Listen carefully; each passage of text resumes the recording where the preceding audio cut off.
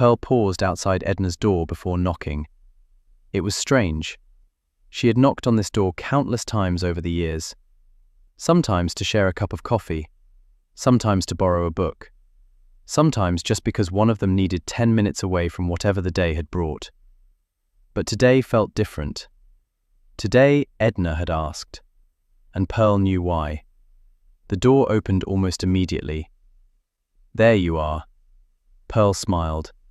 "Were you standing there waiting?" "Of course not." Pearl raised an eyebrow. Edna stepped aside. "Maybe for a minute." The two women laughed as Pearl entered the apartment. Edna's home had always made Pearl smile. It was perfectly Edna. The world outside could change as much as it wanted, but inside these walls, some things remained exactly as they should. A television sat proudly on its swivel stand in the corner, the same one Edna had owned for years. Beneath it was a VCR that Pearl suspected would continue working simply because Edna expected it to. The sofa was covered with a handmade granny square blanket, each color carrying memories only Edna knew. A bookshelf nearby held rows of children's books, collected over a lifetime. Some old, some new, all waiting for a child who needed a story. By the window sat Edna's rocking chair. Beside it was a small table with her Bible, a notebook, and a pen placed neatly on top. A tall lamp stood behind the chair, positioned exactly where it needed to be. "Still the best reading spot in the building," Pearl said. "It is," Edna replied simply. No apology, no explanation. If something worked, Edna saw no reason to replace it. A few minutes later, the two women sat at the small kitchen table with coffee and sandwiches between them. For a while, they talked about ordinary things: the building, the tenants, Edward's gathering, Jessica. But eventually, Edna set her cup down. "Pearl." Pearl looked up. There it was, the tone. Not curious, not demanding, just Edna.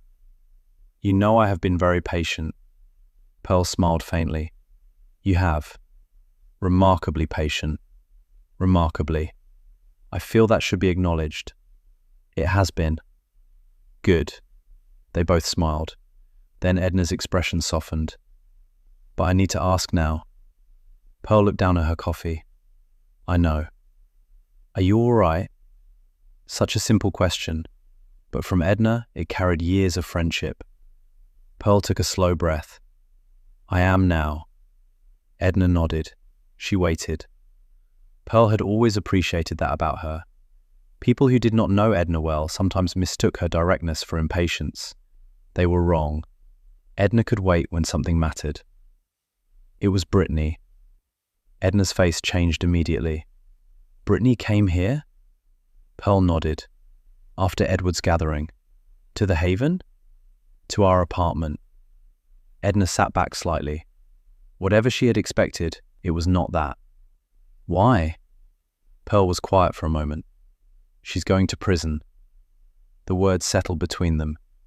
Edna reached for her cup, but did not lift it. "What happened?" "She got involved with someone, a man she was seeing." Pearl looked toward the window. "There was a burglary.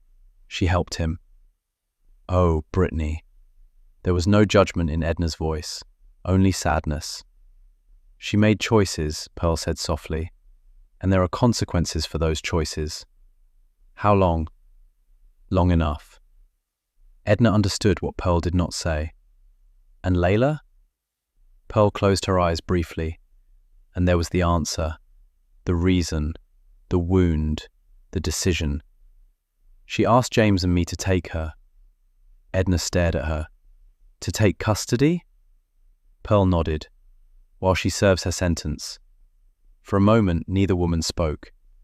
Outside, life at Pearl's Haven continued. Doors opened, footsteps moved. Somewhere downstairs, someone laughed. But inside Edna's apartment, everything had become still. Finally, Edna said quietly, "And what did you say?" Pearl looked at her friend. "I told her I needed to pray." Edna nodded. Of course she had. "And James?" "James said this affects both of us." "As it does." "Yes." "But?" Pearl smiled slightly. "You know him too well." "I do." Pearl looked down. He also said that whatever path God placed before us, we would walk it together. Edna smiled. That sounds like James. It does. And have you found your answer? Pearl thought of the bench, the water, the Bible in her hands, the peace that had finally come. Yes. Edna reached across the table and placed her hand over Pearl's. Then I suppose a little girl is coming home. Pearl's eyes filled. Home. Such a simple word. Such a powerful one. Yes, she whispered. I suppose she is. The car turned slowly into the drive at Pearl's Haven. Layla had been watching through the window for the last few minutes, recognizing pieces of the landscape as they passed. The water, the familiar curve of the road, and then, there it is! Pearl turned slightly in her seat. Layla was already leaning toward the window, her brown wavy hair falling across one shoulder as she tried to see past James. James smiled. I don't think it's going anywhere. I know. Layla sat back for approximately 2 seconds, then leaned forward again. Pearl laughed. It had been like this most of the way home. Questions, observations, little stories that began somewhere in the middle and occasionally ended somewhere entirely unexpected. Pearl had forgotten how much conversation could fit inside one small person. James slowed the car as they approached the building, and then stopped. Pearl stared. Oh my. Across the front of Pearl's Haven hung the large handmade banner. Welcome home, Layla. Beneath it, tables had been set up on the lawn. James's barbecue had somehow found its way outside. So had half the chairs from the event room. And judging by the number of people gathered around them, most of Pearl's Haven had come outside as well. Layla looked from the banner to Pearl. Is that for me? Pearl swallowed. Yes, sweetheart. All of them? James looked toward the crowd. I'm afraid so. Layla grinned. Good. James glanced at Pearl. Pearl laughed. Somehow, that answer didn't surprise her. The car had barely stopped before Barney appeared. He came bounding across the lawn with considerably more enthusiasm than dignity. Barney! Layla had her seatbelt undone before James could say a word. Wait until... Too late. The door opened and Layla was out. Barney reached her first. Layla dropped to her knees, wrapping both arms around his neck as his tail moved so furiously his entire body seemed involved. You remember me? Barney responded with several enthusiastic kisses. Barney! Layla laughed, trying unsuccessfully to protect her face. Pearl stepped from the car and stood beside James. For a moment, neither of them moved. They simply watched. James reached for Pearl's hand. You all right? Pearl nodded. More than all right. Edna was already making her way toward Layla. Well, let me look at you. Layla stood. For one brief moment she seemed almost shy. Then Edna opened her arms. That was all the invitation she needed. Layla stepped into them, and Edna held her tightly. Oh, child, she whispered. Layla hugged her back. When Edna finally released her, she held Layla at arm's length. You've grown. I'm 10. So I've heard. Layla nodded seriously. Double digits. Edna's eyebrows rose. Well, that changes everything. I think so. Pearl caught the little smile Edna was trying to hide. Janet arrived next, wrapping Layla in another warm hug. It is so good to see you. Behind her, Tiffany and Sam stood watching with the careful curiosity of children, trying to decide whether they remembered someone. Layla looked at them. They looked at Layla. Finally, Tiffany stepped closer. I remember you a little bit. Layla considered this. I don't remember you very much. Tiffany seemed satisfied with the honesty.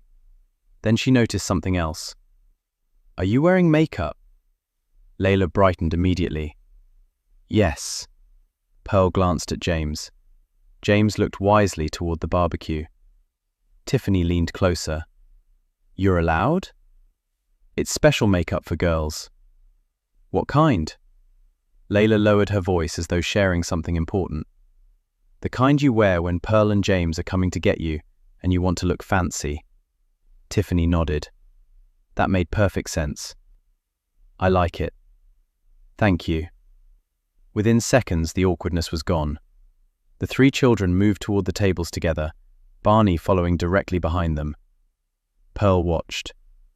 Edna slipped her arm through Pearl's. You didn't tell us exactly when you'd be back. Pearl looked around at the banner, the food, and the gathering. I can see why. Edna smiled innocently. We needed preparation time. For what? Feeding the entire coastline? Don't exaggerate. Pearl looked toward the tables. I see 3 potato salads. People have preferences. Janet laughed. Don't argue with her, Pearl. We've already tried. James had made his way toward the barbecue. Edward stood beside it, holding a pair of tongs. James stopped. Edward looked at him. James looked at the tongs. I believe those belong to me. I was maintaining order. With my barbecue? Someone had to. James held out his hand. Edward surrendered the tongs. She's lovely, he said quietly. James looked toward Layla. She was standing between Tiffany and Sam now, talking with both hands while Barney remained pressed against her leg. Yes, James said. She is. Edward studied him for a moment, then smiled. You look younger. James turned toward him. I've aged 5 years since breakfast. Edward laughed. Across the lawn, Edna was telling Pearl much the same thing. There's something different about you. Pearl looked at her. Different? You look 10 years younger. Pearl shook her head. That's ridiculous. Edna glanced toward Layla. No, it isn't. Pearl followed her gaze. Layla was laughing. Not cautiously, not because someone was trying to cheer her, simply laughing. Pearl felt something inside her settle. The responsibility ahead was enormous. She knew that. There would be decisions, adjustments, questions they hadn't even thought to ask yet. But none of those things seemed important at this moment. Layla was here, and she was safe. The afternoon unfolded without ceremony. People ate.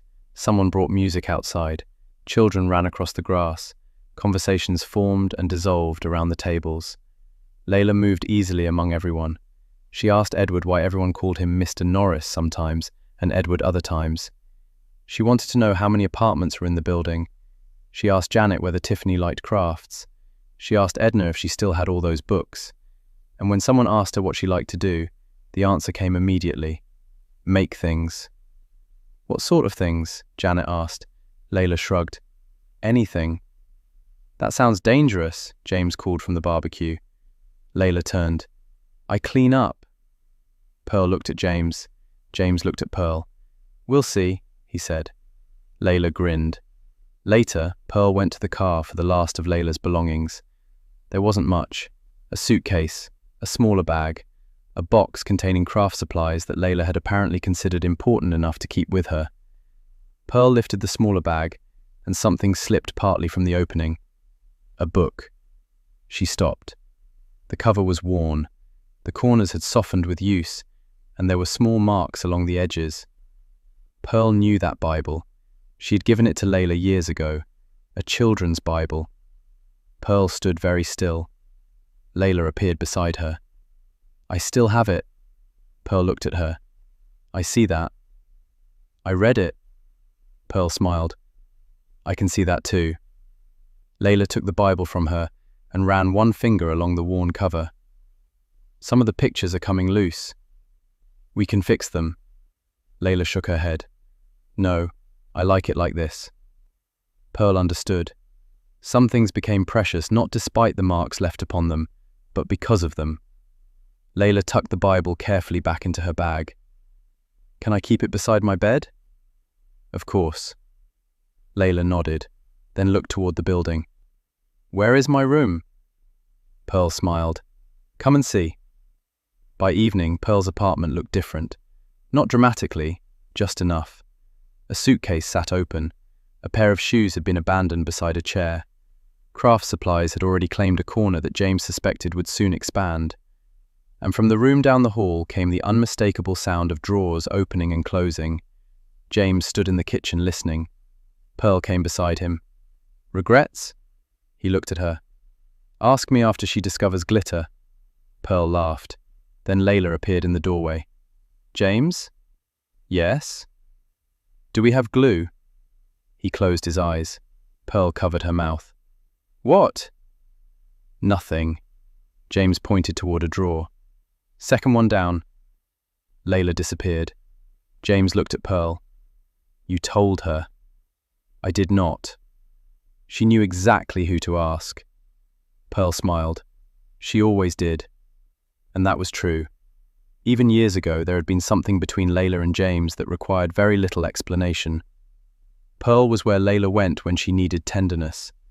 James was where she went when something needed fixing, carrying, reaching, or apparently gluing. And Barney? Barney had already made his decision. Wherever Layla went, he went. By bedtime, he had followed her from the kitchen to the bedroom, from the bedroom to the bathroom, back to the kitchen, and twice to the living room for reasons known only to Layla. James watched the two of them pass again. Does she know that's my dog? Pearl smiled. I don't think he's your dog anymore. Barney stopped and looked at James. Traitor. His tail wagged.